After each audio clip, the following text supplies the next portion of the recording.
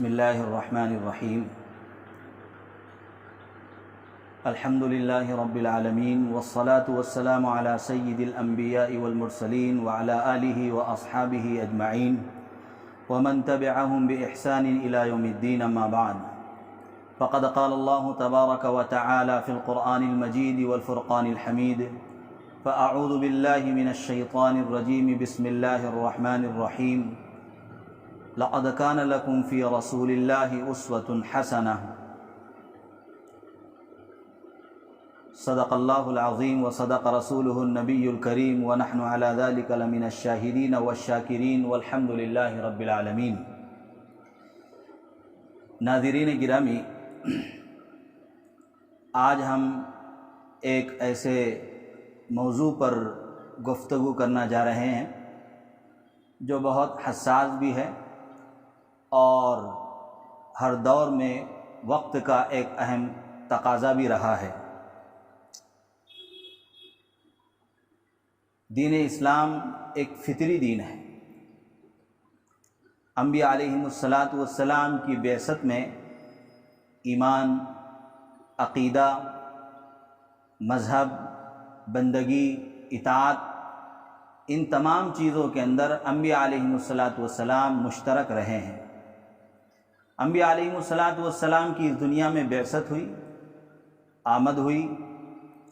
اور انبیاء علیہم الصلاۃ نے ہمہ جہت پوری انسانیت کی رہنمائی اور رہبری فرمائی ہے۔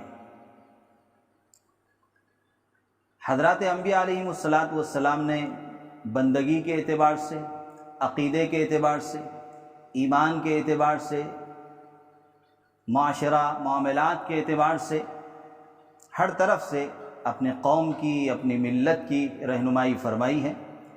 اسی طرح سیاسی اعتبار سے بھی انبیاء علیہم الصلاۃ نے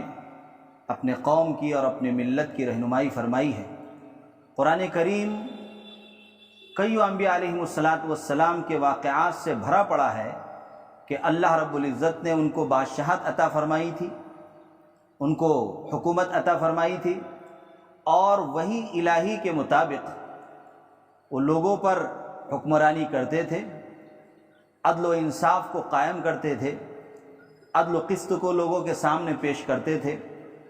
ظلم کا خاتمہ کرتے تھے، ظلم کے خلاف کھڑے ہوتے تھے اور مظلوم کا ساتھ دیتے تھے، ظالم کا گریبان پکڑتے تھے۔ یہ ساری کوششیں انبیاء علیہم الصلاۃ نے کی۔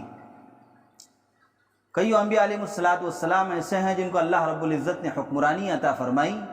حضرت موسیٰ علی نبینا علیہ السلام ہیں، اللہ رب العزت نے ان کو حکومت عطا فرمائی، جس کے نتیجے میں انہوں نے بنی اسرائیل کو فرعون کے ظلم سے نجات دی، بنی اسرائیل کو آزاد کرایا، ان کو حریت کی طرف حضرت موسیٰ علیہ السلام لے کر گئے۔ اور یہ سلسلہ یہیں پر ختم نہیں ہوا۔ انبیاء حضرت موسیٰ علیہ السلام کے بعد ان کے خلیفہ یوشع بن نون بنے اور انہوں نے بھی اس مشن کو جاری و ساری فرمایا۔ اسی طرح حضرت داؤد علیہ السلام کو خلیفۃ اللہ کا لقب دیا گیا، انہوں نے بھی اس دنیا کے اندر حکمرانی کی، وہ حکمرانی جو انبیاء علیہ السلام کو زیب دیتی تھی، اور وہ حکمرانی جو وحی الہی کے مطابق ہوتی تھی۔ حضرت سلیمان علی نبینا علیہ السلام نے تو اللہ رب العزت کے دربار میں حکومت اور سلطنت مانگی ہے۔ قرآن کریم کے اندر اللہ رب العزت نے سورہ صاد کے اندر ارشاد فرمایا، رب اغفر لی وہب لی ملکا لا ینبغی لأحد من بعدی انک انت الوہاب، کہ اے میرے پروردگار مجھے ایک ایسی سلطنت عطا فرما کہ میرے بعد ایسی سلطنت کسی کو نہ ملے۔ لہذا حضرت سلیمان علیہ السلام کو اللہ رب العزت نے وہ سلطنت عطا فرمائی کہ آپ اپنی نبوت کے کاموں کے ساتھ اور نبوت کے افعال اور اعمال کے ساتھ آپ وہ جنوں پر آپ کی حکمرانی ہے، پرندوں پر آپ کی حکمرانی ہے، ہواؤں پر، دریاؤں پر آپ کی حکمرانی ہے۔ آپ کی وہ حکمرانی ہے جو اللہ رب العزت نے نہ ان سے پہلے کسی کو عطا فرمائی ہے اور نہ ہی آئندہ کسی کو عطا فرمائے گا۔ لہذا انہوں نے خود سلطنت اور حکومت اللہ رب العزت سے مانگی ہے۔ اسی سلسلے کی ایک کڑی جناب محمد رسول اللہ صلی اللہ علیہ وسلم ہے، جہاں پر اللہ کے نبی صلی اللہ علیہ وسلم نے بندگی، عقیدہ، ایمان، اطاعت، فرما برداری، اس لحاظ سے امت کی رہنمائی فرمائی ہے۔ اسی طرح اللہ کے نبی صلی اللہ علیہ وسلم نے سیاسی اعتبار سے بھی ملت کی رہنمائی فرمائی ہے اور ملت کے لیے ایک شعبہ قائم فرمایا ہے۔ اس لیے کہ ہو سکتا تھا کہ بھائی دین کے اندر ہر چیز کی رہنمائی نہ ہوتی، لیکن کسی کو اعتراض اور کسی کو اشکال کرنے کا موقع باقی نہ رہے، لہذا ہمہ جہت اعتبار سے اللہ کے نبی صلی اللہ علیہ وسلم نے ملت کی رہنمائی فرمائی۔ اللہ کے نبی صلی اللہ علیہ وسلم نے سیاست کا ایک شعبہ قائم فرمایا۔ سیاست بھی انسانی سوسائٹی کا ایک بہت اہم شعبہ ہے۔ اللہ کے نبی صلی اللہ علیہ وسلم نے اس کو کر کے دکھلایا ہے، اس کو برت کے بتلایا ہے۔ اللہ کے نبی صلی اللہ علیہ وسلم جہاں پر ایک مبلغ ہے، وہیں پر آپ ایک قائد ہیں، ایک سیاسی لیڈر ہیں، آپ ایک جنگ کے میدان میں سپہ سالار ہیں، اور آپ ایک مبلغ کی حیثیت سے جہاں پر آپ معروف کا حکم دے رہے ہیں اور منکر سے روک رہے ہیں۔ اسی طرح اللہ کے نبی صلی اللہ علیہ وسلم کی حیثیت ایک ڈیولپمنٹ کی، اور اللہ کے نبی صلی اللہ علیہ وسلم کی ایک حیثیت سفارتکار کی ہے کہ مختلف علاقوں سے اور مختلف ممالک سے وفود آ رہے ہیں اور آپ کے سامنے دنیا کے اور ان کے علاقوں کے معاملات اور وہاں کے حالات رکھ رہے ہیں، اور اس حالات کا پیش اللہ کے نبی صلی اللہ علیہ وسلم پیش کر رہے ہیں۔ میرے عزیزو، سیرت طیبہ کے حوالے سے دو باتیں بڑے خاص قابل ذکر ہیں۔ ایک بات تو یہ ہے کہ اللہ کے نبی صلی اللہ علیہ وسلم کی جو شخصیت ہے، وہ پوری نوع انسانی کے اندر کوئی شخصیت ایسی نہیں گزری ہے جیسے اللہ کے نبی صلی اللہ علیہ وسلم کی شخصیت تھی۔ اللہ کے نبی صلی اللہ علیہ وسلم کی جو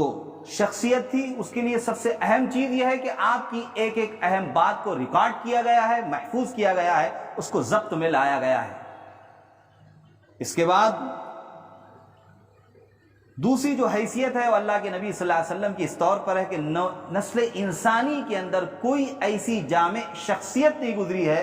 جس نے بیک وقت بے شمار شعبہ جات کو قائم فرمایا ہے اور شعبہ جات کو عملی طور پر کر کے دکھلایا ہے، اور کہیں پر بھی ایسا نہیں ہوا ہے کہ اللہ کے نبی صلی اللہ علیہ وسلم ایک شعبے کے اندر کمزور ہو اور ایک شعبے کے اندر طاقتور ہو۔ ایسا کبھی نہیں ہوا ہے، بلکہ اللہ کے نبی صلی اللہ علیہ وسلم ہر شعبے کے اندر طاقتور رہے، ہر شعبے کے اندر آپ جامع شخصیت کی حامل رہیں۔ میرے عزیزو، سیاست زندگی کا ایک اہم ترین حصہ ہے، لیکن انسان کو سیاست کرنے کے لیے کس چیز کی ضرورت سب سے پہلے پڑتی ہے، یہ انبیاء علیہ السلام نے کر کے بتلایا ہے۔ خاص طور سے اللہ کے نبی صلی اللہ علیہ وسلم نے کر کے بتلایا ہے کہ ایک سیاسی قائد کو اور ایک سیاسی رہنما کو ملت کے لیے اور عوام کے لیے اور پوری انسانیت کے لیے اس کو کیسے ہونا چاہیے۔ تو اللہ کے نبی صلی اللہ علیہ وسلم کی زندگی سے پتہ چلتا ہے کہ اللہ رب العزت نے جب ان کو سیاسی ذمہ داری بھی عطا فرمائی، نبوت کی ذمہ داری کے ساتھ ساتھ، تو آپ کو عوام کے زمرے میں رکھا، آپ کی زندگی کو ان مراحل سے اور ان حالات سے گزارا جو حالات میں عام آدمی گزرتا ہے، اس لیے کہ عام آدمی کے حالات سے انبیاء علیہ السلام کو اور خاص طور سے اللہ کے نبی صلی اللہ علیہ وسلم کو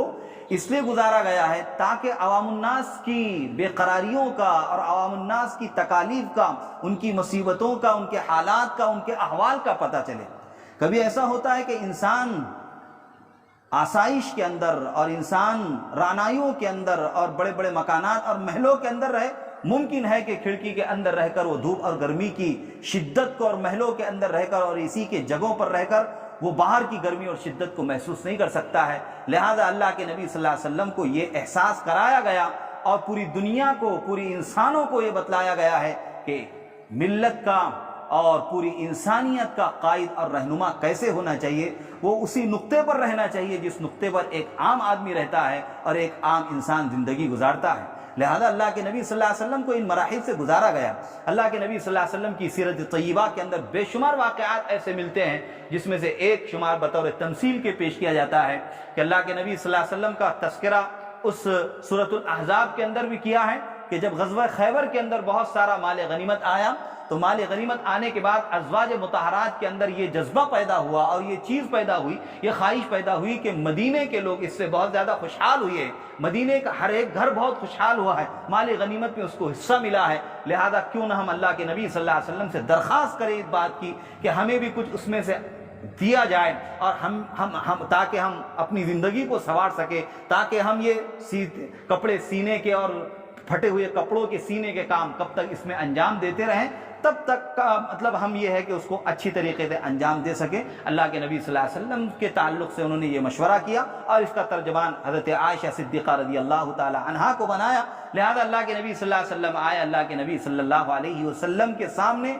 ترجمان کی حیثیت سے اما عائشہ صدیقہ رضی اللہ تعالی عنہا نے وہ تمام مسائل رکھے جو مشورے میں طے کیے گئے تھے۔ اللہ کے نبی صلی اللہ علیہ وسلم نے ان سے صاف واضح الفاظ میں قرآن کی زبان یہ کہہ دیا، یا ایھا النبی قل لازواجک ان کنت تردن الحیاۃ الدنیا وزینتها فتعالین امتعکن واسرحکن سراحا جمیلا۔ اے نبی جی آپ فرما دیجیے اپنے ازواج سے، اپنی بیویوں سے کہ اگر تم دنیا کی زیب و زینت چاہتی ہو، دنیا کی رعنائیاں اگر تم چاہتی ہو تو یہاں تمہارے لیے موقع نہیں ہے، یہاں پر تم کو اس کا موقع نہیں دیا جائے گا، لہذا آؤ اور میں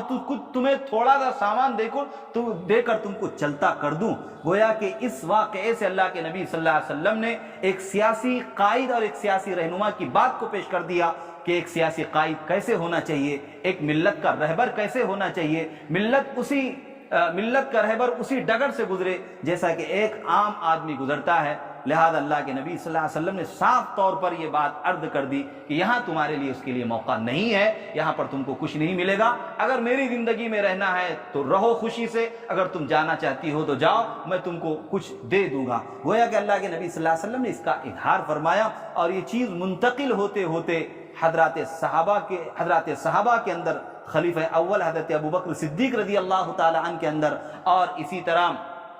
حضرت عمر فاروق اور حضرت عثمان غنی اور ادھر دیگر اور خلفاء کے اندر یہ چیزیں آ گئی، حتیٰ کہ حضرت امیر معاویہ رضی اللہ تعالی عنہ کے بارے میں ملتا ہے کہ دمشق کی جامع مسجد کے اندر آپ کھڑے ہو کر